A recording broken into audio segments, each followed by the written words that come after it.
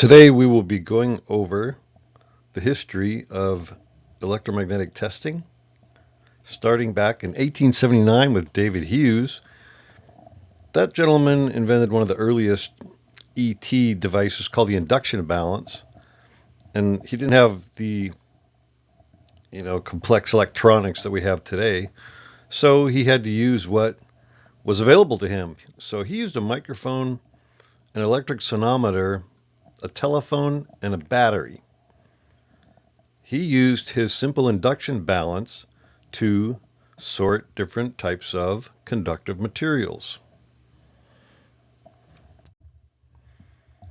Hughes initially used his inductive balance to test coins, and when comparing similar coins, minor wear, temperature changes, or alloying differences between the coins would cause an imbalance in the circuit. Take a look at the list on the right. It should look familiar, as the International Annealed Copper Standard has very, very similar metals and conductivities. So I'm sure that the current International Annealed Copper Standard ratings were based on Hughes' early work. Now, ET got its beginnings back in the early 1900s. I believe it was in the 1920s, when there was a horrific train crash and there was several fatalities. So the railroad industry started looking into ways to test their wheels and their tracks so similar catastrophes could be avoided. This image here shows one of the very first photographed industrial systems where ET was used to examine steel pipes for cracks. This image shows the first commercial installation of an ET system in Pennsylvania to inspect steel bars for Union Drawn Steel Company. That was 1934. Dr. Foerster, known as the father of modern eddy current testing. Dr. Foerster is based out of Germany, and he was working on several electromagnetic induction or eddy current comparators that he patented in the United States from 1925 until the end of World War II. Around that time, many technological advancements were made because they were making, ships and tanks and bullets, and all of those things needed to be inspected with non-destructive testing. And this is when eddy current testing really started to be developed. Dr. Foerster was known for his very sophisticated and very precise ET equipment early on in the development of electromagnetic testing and eddy current test instruments. Dr. Foerster's work serves as the foundation for what is known as impedance plane phase analysis. This is an image that many of you have probably seen showing a hysteresis curve or hysteresis loop. Well, that image that you see in most publications was developed originally in Dr. Foerster's Ferrograph. Dr. Foerster uses Ferrograph to generate magnetic hysteresis curves, which provide information on the magnetic properties of a material. Now take a look at that picture. Those are a bunch of tiny parts that were used, that were tested with some of Foerster's instruments. He actually used the multitest system routinely for testing large volumes of these tiny sewing needles, drill bits, watch springs. Can you imagine how small a watch spring is? Ball bearings and materials down to 1/1000th of a gram could be tested and sorted. Dr. Foerster's multitest systems were used in many factories across Europe to examine large volumes of various parts. Here we see two Foerster multi-test systems used in a ball bearing manufacturing facility. Foerster's multitest system was able to sort over 10,000 ball bearings per hour based on varying magnetic properties. Now, imagine this is back in the 50s probably. And with his testers, he was testing 10,000 ball bearings an hour. That's pretty impressive. Dr. Foerster's system incorporated circuits for calibration checking and statistical evaluations. And if you can look at this picture here, he's got the tester on the left and a conveyor belt, and then he has some sorting mechanism that sorts the parts into 3 different buckets based on different material properties. Dr. Foerster's MagnaTest Q was used in conveyorized systems and could sort between 3,000 and 8,000 parts per hour, depending on the size of the test part. Now we're starting to get into early phase analysis. The multitest instrument shown here is displaying the impedance vector points for varying degrees of hardness of pressed parts.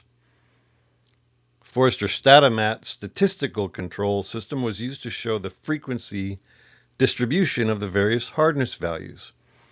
So if you look at that image in the upper right that's circled with the dotted red circle there, or dash, you'll notice a bunch of different points on the screen. Many eddy current training publications will talk about historical methods and the vector point method. Well, each time a part was tested, the impedance dot, that's the thing that moves all across, even your modern eddy current instruments, that little trace would show on that screen in the form of a dot for each different material tested. So there's probably hundreds of different parts being tested, each showing a specific impedance point on the impedance plane. And of course, all that information was fed into the Statimat, and he could see the distributions of the different type of parts based on the property. Here we see a cathode ray tube used that displayed more than one object parameter by displaying changes to amplitude and phase. So on this tester from Foerster, you can see a sine wave. And this method was used in something called the time-based method, the linear time-based method. Foerster's MagnaTest Q was used in conveyorized systems and could sort between 3,000 and 8,000 parts per hour, depending on the size of the part.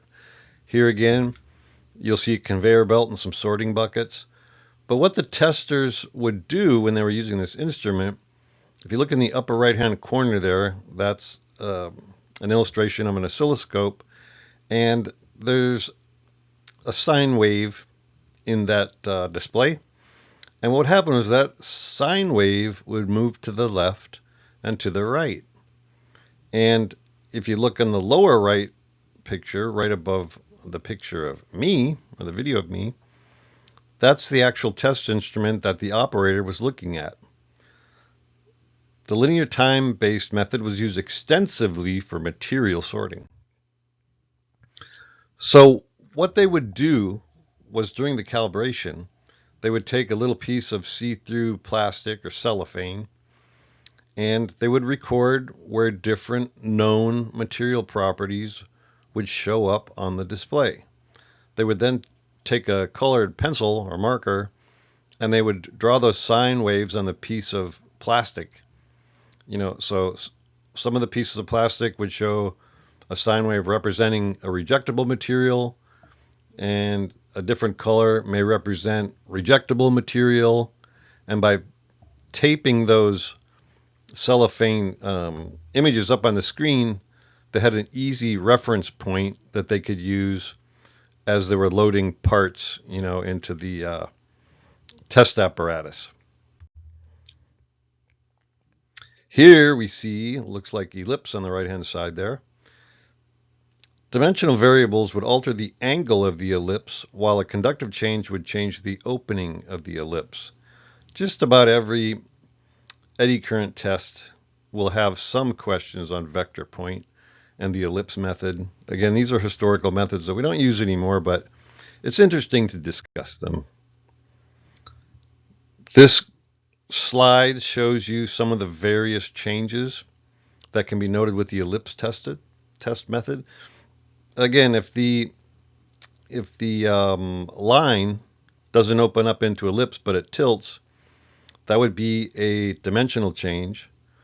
But if that line starts opening up into a circle underneath ellipse, that shows conductivity change. So if you have an increase in the angle and an opening of the ellipse, then you have a change to dimension and conductivity.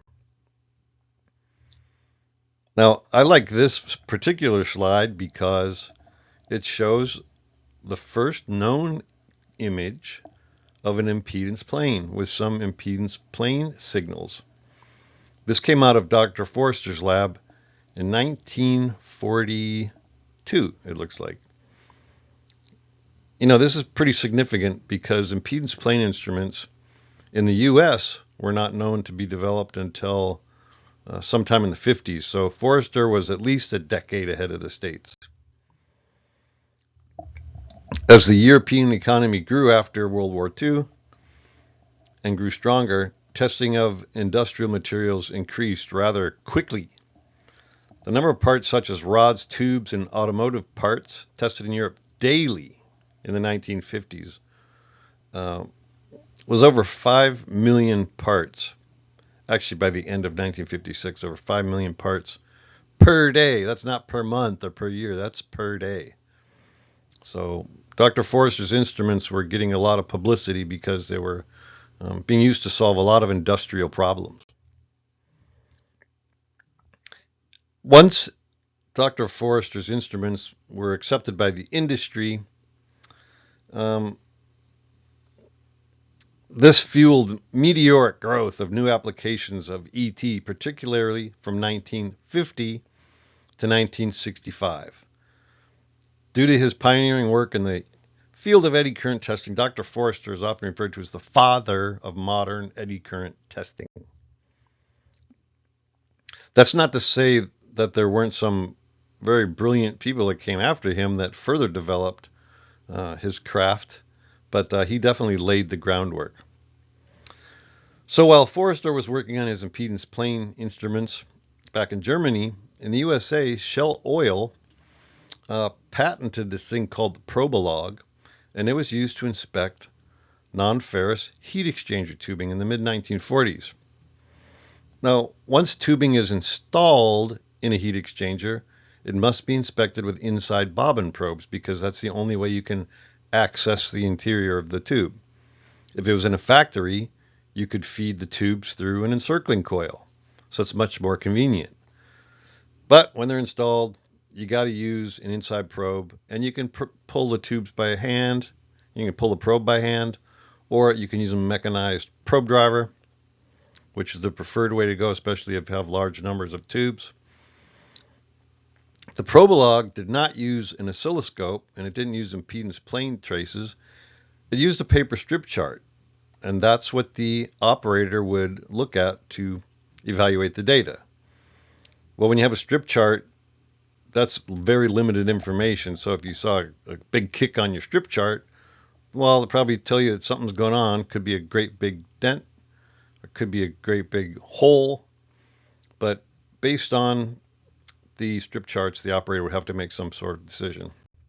Those, of course, were single frequency testers. Now, by 1950, several different types of test systems based on electromagnetic induction were being used for industrial applications. The Sperry detector was used to detect longitudinal flaws in ferrous and non-ferrous tubes, rods, and bar stock. Dr. Foerster's development of the law of similarity and associated impedance graphs were groundbreaking in terms of understanding the relationships between material properties and their effect on test coil impedance.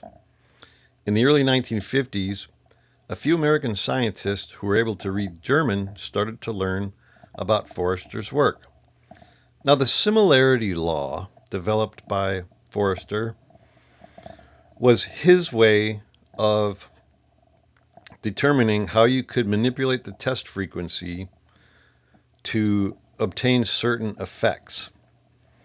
The similarity law used a formula developed by Foerster that you'll see in just about every, at least advanced eddy current tests. So you'll need to know that formula, but once you know the formula and this thing he called the limit frequency, you could find any variable that you wanted based on his impedance graphs and his similarity law. That's mostly subject matter for level 3 exams, but it's very interesting to know the origin of the similarity law, Dr. Foerster. There was a man by the name of Richard Hochschild. He made a visit to Germany probably 6 months or so to Foerster's laboratory. And when he came back, he basically did a data download and he started writing a bunch of reports. And at this time, he was working for the U.S. Atomic Energy Commission, who sponsored his visit. These reports were distributed to various labs across the USA, where development of new instruments based on the intelligence that he gained from Germany began. And here we have the cyclograph.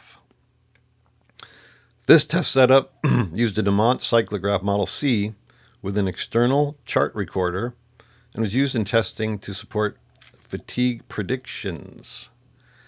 The image on the bottom shows the test piece protruding from the right end of the test rig. Of course, it's blocked by my image, my video. But the cyclograph coil is surrounding the test piece. Now that's interesting. The cyclograph is using an encircling coil, and I learned after I made these slides that they started trying to develop some tests where the cyclograph could be used with the bobbin coil, but the way the cyclograph was designed, it didn't have the capabilities electronics-wise to support small bobbin coils. It was mostly used for larger coils. Then we have the Radak. This was in 1960, and the Radak had punch card programmable devices, I guess you call them. But punch cards were used to program the Radak. And the Radak was used in modulation analysis. This was actually probably the predecessor to modern day automated screening tools. So in modulation analysis, the Radak tester used complex filters to separate signals of interest from unwanted variables such as probe wobble. So on the top, you got a bunch of noise and hash, but buried in there somewhere is the signal from a flaw. So during the modulation analysis, the electronics, and you use this thing called the Fourier control switch, where you could sort of dial out some of the stuff you didn't want to see and dial in what you did want to see. And then when you got your filtering, set just right, it would be achievable to find flaws. Now, in 1964, a man by the name of Hugo Libby, he was another pioneer. He was working at the Hanford Labs up in Washington State, and he developed a new tester for the marketplace. And this is really, at least in the U.S., the technology that really started it all and is the predecessor to what we currently use. This unlocked the true potential of eddy current instrumentation. So here you see a tube with a bobbin probe in it hooked up to an oscilloscope where you have the differential signal on the impedance plane and an external strip chart. That's what we use today, Lysiju's and strip charts for all tube testing. And of course, that data is displayed and evaluated on an impedance plane. Why an impedance plane instead of a strip chart?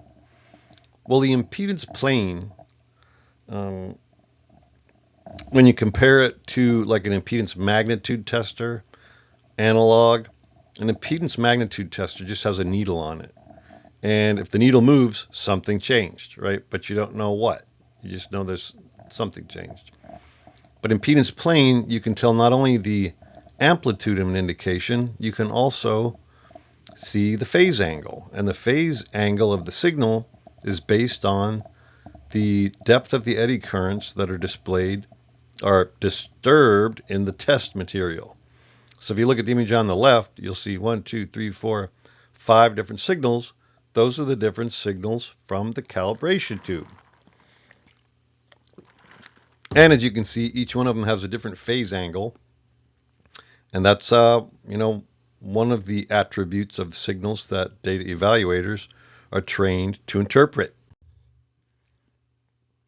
Now, the 1970s in the States, that was a big decade because that's the period when several industries started to realize just how well suited eddy current testing was for meeting crucial inspection needs.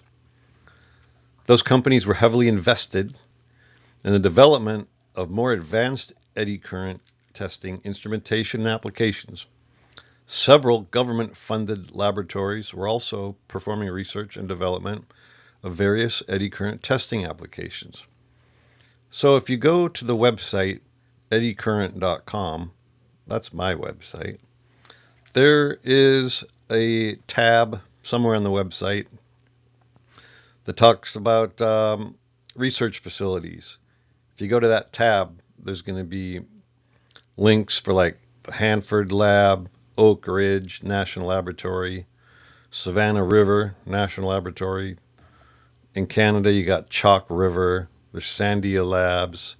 In the U.S., there's probably, 15, 20, probably more. But that's where I got a lot of the information for these slides, number one.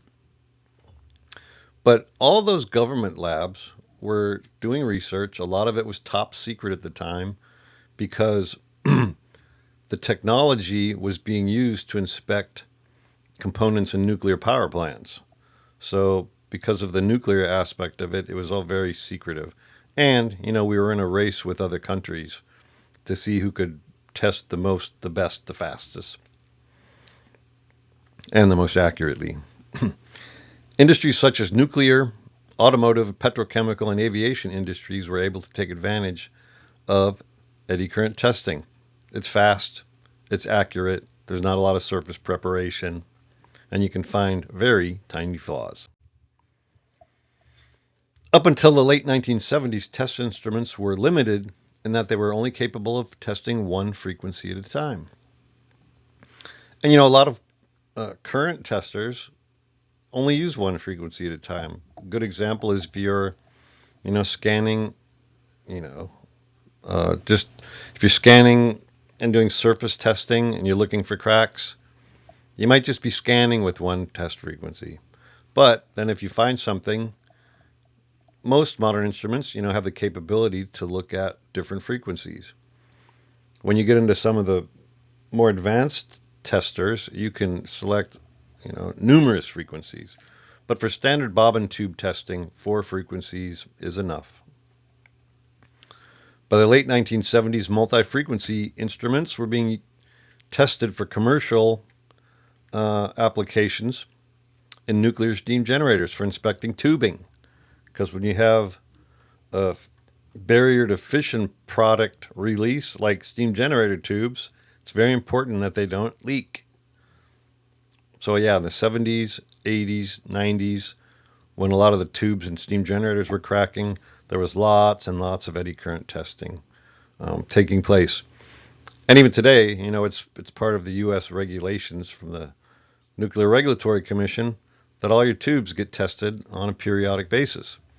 Now, even though that most steam generators with cracked tubes have been replaced with more advanced material that doesn't crack, like thermally treated Inconel 690, you still have to test them because even if they don't crack, you may have wear fretting degradation. You may have wear from foreign objects. You could have tube to tube wear. So all those things, can be detected with eddy current testing, and it's very good to find those things early so you can, make repairs, fix the problem. Due to the rapid improvements in technology in recent decades, test instruments have gotten smaller and much, much more powerful than instruments used in the past. So in 1960, your tester was about the size of a refrigerator, pretty big refrigerator. 1980, that's when the EM3300s, MIS-12s. There was an instrument from Nortec. I forget the name of the model, but it's similar to that 1980 picture there. Then around 2000, that's when everybody was using the laptops. So you get the test instrument, you hook it to a laptop, and then you could have another external display. Back when displays were 30 pounds, 50 pounds. And then on the far right, that's an instrument from Edify. I believe that's the Ready for surface array testing. But you can see how small it is, and it's self-contained, so you don't need an extra monitor, you don't need a computer. Portable instruments enable NDT inspectors to easily access the various areas of an aircraft needing inspection. Eddy current testing is suited very well for detecting small discontinuities around fasteners and in the thin aluminum aircraft skin. That skin's pretty thin, what is it, a couple millimeters? So it's light and it's strong, but you want it to be structurally sound, free of discontinuities. And eddy current testing is a good way to find those little discontinuities. Large heat exchangers use robotic fixtures to guide the probes into the tubes and mechanical probe drivers to propel multiple probes at once. I would say using dual guide tubes is probably the standard in the United States now. Sometimes 3 guide tubes are used at once, so you can run 3 probes at a time. For a while, they tried to go beyond 3 and run 4, but when you try to run 4 probe pushers going into 4 tubes at once, there seem to be diminishing returns, right? Because one of the probes would go bad, and you'd have to stop and replace it, or maybe one of the tubes had restriction, or maybe had some, debris in it, maybe some sludge, and that would just complicate things for the other 3 probes. So 2 is most popular. Sometimes 3 are used when higher production is needed. These advancements in technology enables nuclear energy companies to inspect hundreds of miles of tubing during a scheduled refueling outage. So a typical refueling outage may have a week allotted to have the steam generator inspections. And if you have 4 steam generators with, let's say, 5,000 tubes, and those tubes are 100 feet long, it's 4 steam generators. If you do the math, I know it's in the hundreds of miles of tubing.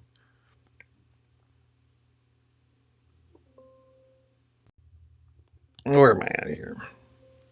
All right, I skipped ahead of a slide here. So many advancements have been made in array probe technology in recent years. Eddy current array probes can use a single band or multiple bands of individual coils, allowing substantially more coverage in a single pass than when conventional single coil probes are used. One of the problems with pencil probes is that the coils are very tiny in diameter. They can be, a couple millimeters in diameter. They can be maybe 6, 7 millimeters in diameter. And, the smaller they are, the more sensitive they are to tiny, tiny cracks. However, one of the requirements when you're using a pencil probe is you have to meticulously scan, in a pattern, back and forth, with sufficient overlap, so you don't miss any flaws. And if you're not paying real close attention, or you're not using some sort of automated fixture to do the scanning, it's actually pretty easy to miss an area of the material. And if you miss an area of the material that happened to have the crack in it, that could lead to catastrophe. So array probes, I think a lot of them now are printed. They can 3D print array probes, and they look like basically like a sheet of paper. And if you look real close at them, you can see all the tiny, tiny coils. Eddy current array probes effectively eliminate the time-consuming roster scanning necessary when pencil probes are used. This has a significant impact on inspection speeds. I remember when I first inspected an aircraft wheel, it was with a pencil probe manual scanning. And I'm telling you, that would take hours to do it right. And then if you redid the test a week later, your scan pattern might be different. You might not even scan all the exact same areas of the wheel. But you can see here, if you use a flexible array probe, you just lay it along the geometry of that wheel and rotate the wheel past it, or rotate the array ribbon across the wheel. It's a much faster exam, and the probability of detection of flaws is much, much higher. Array probes are not only for surface, they are routinely used on internal coils to inspect, or internal probes to inspect tubing. A lot of the probes used for tubing now have bobbin coils, which has been around for many, many decades. But they also incorporate bands of array pancake coils around the circumference. What that does is allow you to get 360-degree resolution around the tube without rotating a probe head through the tube. That's called rotating coil or rotating probes. MRPC used to be the acronym for that, motorized rotating pancake coil. But now, since much of the time plus point coils are used, which are differentially wound, they look like a plus, so you get dual polarity signals. The term now, they've sort of changed the meaning to motorized rotating probe coil. So either one works. Pairing robotic probe delivery systems with array probe technology has even more efficiency. For example, manual eddy current inspection of large aircraft wheels using pencil probes can take several hours, like I said. But if you couple the array probes with robotic fixtures, you can complete large wheel scans in just minutes. Up until the early 1990s, most eddy current inspections were limited to using one probe type at a time.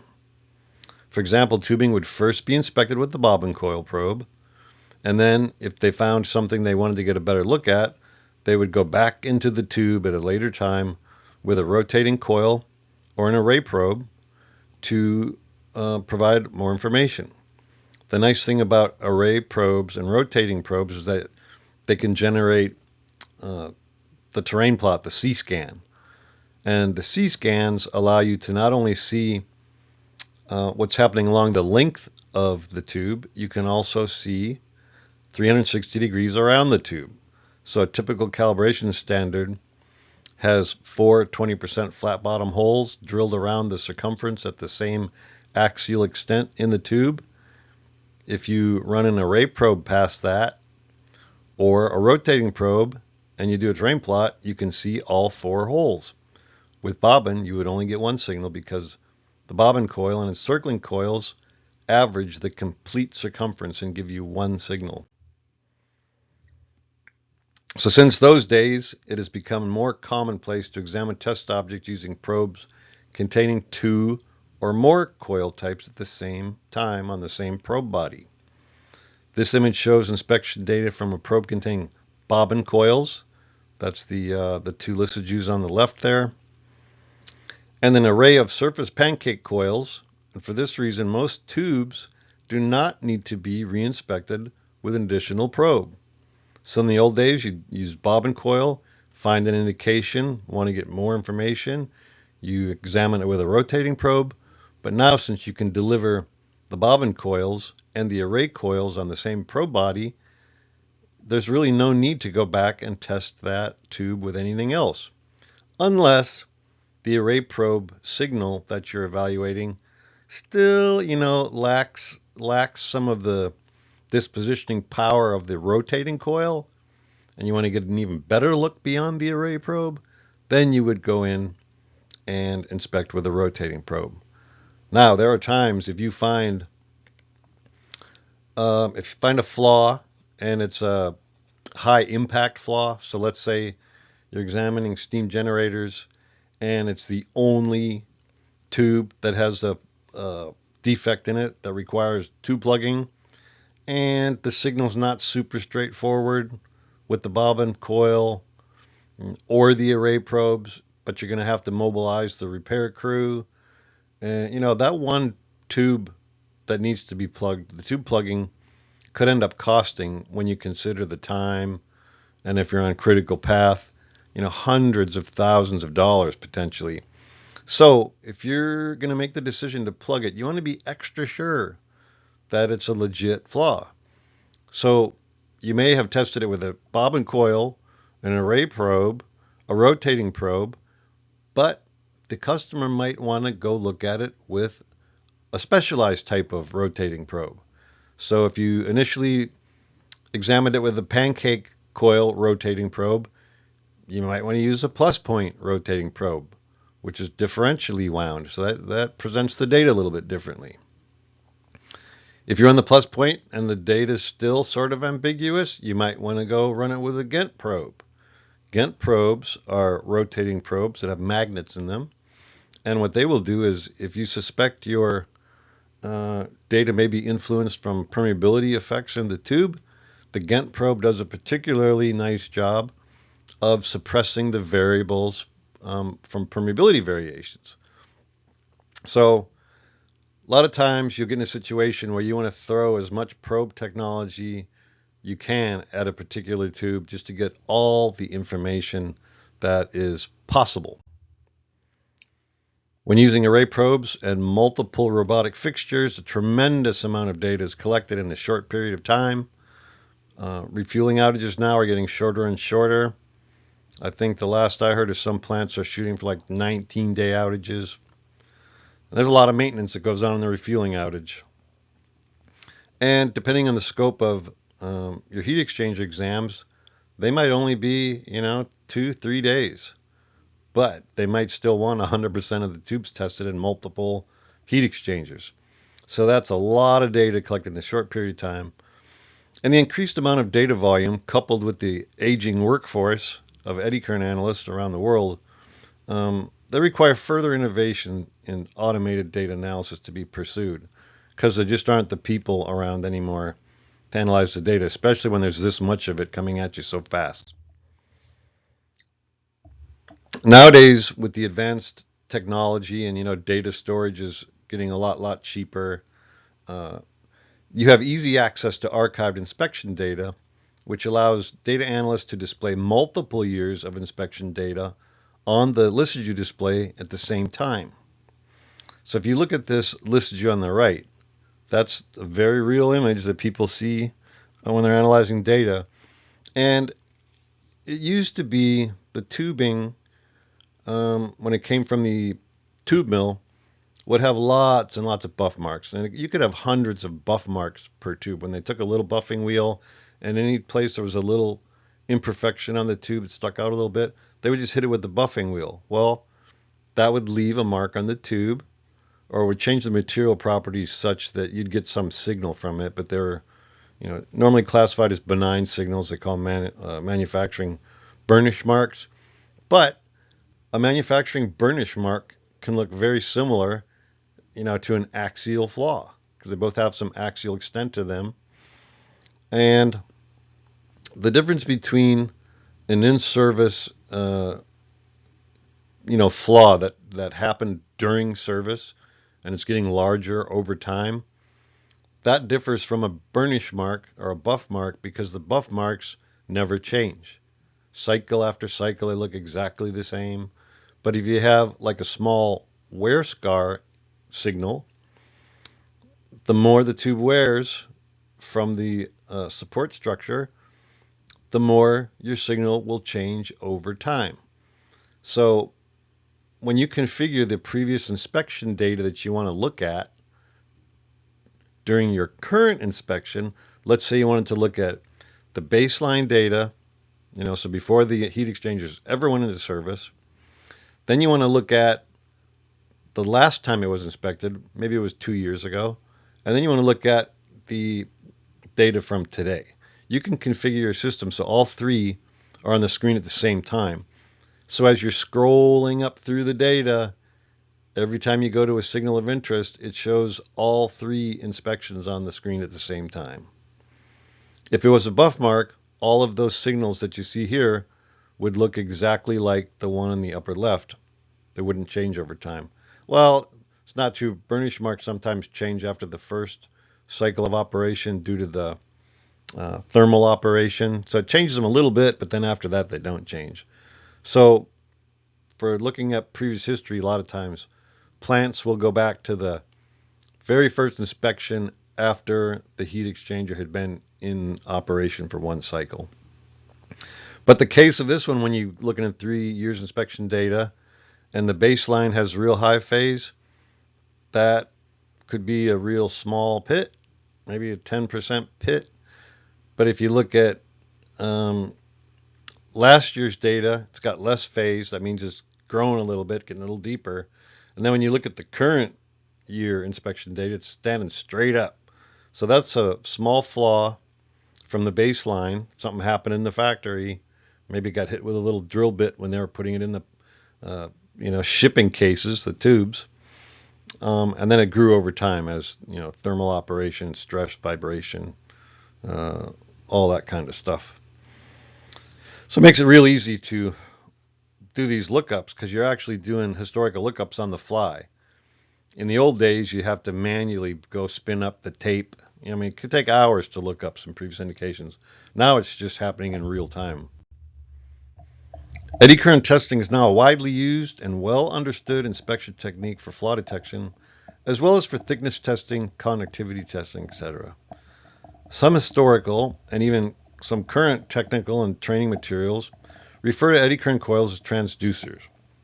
A transducer is simply a device that converts variations in a physical quantity such as pressure, magnetic field changes, etc., into an electrical signal or vice versa.